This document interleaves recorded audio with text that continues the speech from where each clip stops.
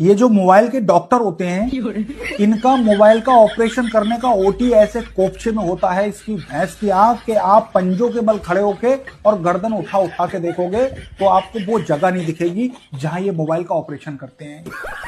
10 minute में सही होने वाले मोबाइल को भी भाई साहब शाम तक एडमिट रखता है, जिससे कि ये मोटा पैसा बना ले। अगर आपका फोन ओवर चार्जिंग में डेड हो जा रहा है तो भाई आपसे कहता है कि इसकी पावर एसी में आग लग गई है, पावर एसी उतार के भाई साहब रिवॉल्विंग करके दोबारा लगाई जाएगी और 5500 रुपए का एस्टीमेट आएगा।